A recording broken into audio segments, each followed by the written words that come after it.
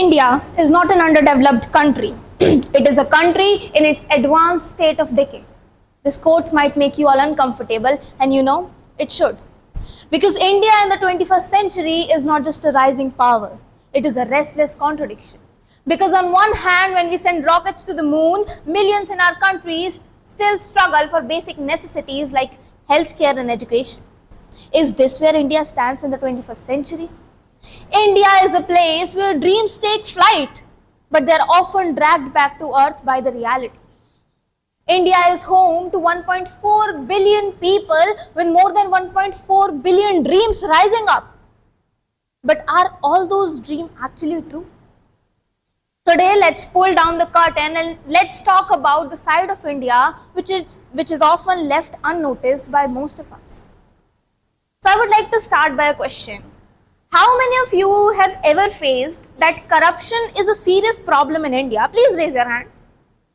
I can see a lot of hands being raised. Let me explain this to you by a story. A man named Rajesh from rural area of Bihar wanted to get a ration card made for his family, and he visited a government office for over 20 times in a span of year. And each time he went there, he was presented with a different excuse. The server doesn't work today, the people are absent. But was that actually reality? And when he went there being exhausted, he was asked for a bribe. And Rajesh, belonging to a rural area and not being much educated, gave it. And many of us mostly do. This is the reality. India ranks 93 out of the 180 countries in the Global Corruption Index. Now let's talk about the women's safety in India. We often chant Bharat Mata Ki Jai, but end up forgetting that Mata means mother, and mothers in India are being silenced, beaten and denied justice every moment. That is where India stands. A girl named Meena was dropped out of school when she was just 16. Why? Was she bad in studies? No. But her younger brother required a tutor, and the family couldn't afford both at once. She was dropped down at 16. By 19, she was married to a man she never knew. By 20, she was a mother, and by 22, she stopped dreaming. And you know something which hurts me and will hurt all of you? Meena's story is not rare. It's painfully common. And you know why it's common? Because of all of us. Do you think we all as Indians have a mindset of saying chalta hai to problems which often don't work out? Please raise your hands as yes or no. Again, I can see hands being raised. Why not demand for a better road, a better community, better people when we actually deserve it? Why say chalta hai? And this is not just the issue with the people who are uneducated, this is with everyone. Let me tell you another story about a software engineer in Bangalore, Sandeep. He used to travel through a road every day, a pothole-ridden road which was filled with potholes, and he used to see dodging cars and buses, and he used to face a lot of problems. But every time he went through that road, he used to say, I face a lot of problem over here. But he never complained. And this happens with most of us. Not most of us, all of us. The least we can do is to raise our voice, and we don't even do that. But is it with all of us actually? Let me tell you another story which might inspire you to do more. The story of the pothole man of India, Dada Rao Bilhore.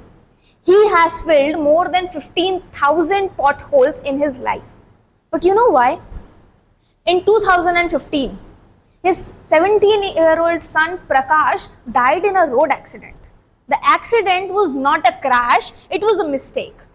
A mistake because of a water-filled pothole which led him to death. This inspired Dada Rao Bilhore to fill the potholes and inspire others to do the same. But can all of us be Dada Rao Bilhore? Can we all fill potholes? We are not that free. That's why I say the least we can do is raise our voice. But is it all what India is about? No. What comes to your brain when you think of the word India? The largest democracy of the world? A country with most of the people who are very young like you, young like me? A country with such a wide culture? India is much more than that. But the flyovers which display the legacy of India also display its biggest mistake. One day I was traveling through a flyover of Delhi, and that's when I saw a little girl dancing for coins. She came up to my window and she knocked it. I could see, I can still imagine her face. Hair matted down, torn clothes. And I did not open the window for her, just like most of the people. A flyover which had cars being worth crores pass by still has that girl which was begging for money. That day I came home and googled the number of billionaires in the world, and it said India has more than 160 billionaires, but still more than 230 million people are not able to afford a healthy meal for themselves. How many of you think, again a question for you, how many of you think that Indian government is not able to fill the necessity of the people while keeping special emphasis over the space exploration missions and bigger, wider perspectives? Please raise your hands. Again, I can see a lot of hands being raised. This is a story of a woman named Meena. Her daughter, she felt severely ill, and the nearest government hospital was 10 kilometers away. She somehow reached that hospital, but over there she realized that the hospital didn't have adequate facilities to treat her daughter, and her daughter died. This is the reality of India, which is actually very bad. But what can we do for it? The least we can do is raise voice, and the most we can do is to participate in it. Because we as Indians cannot be passive spectators waiting for a change. We need to be active participants, bringing the change, creating the change. Because India is not just about the leaders and politicians who deliver speeches in the parliament. India is about the normal people, about the teachers, about the engineers, about the students, about the youths, and about everyone. Because India has a glorious side, India has a gritty side, and the people living in it are experiencing both of them, so India is for them.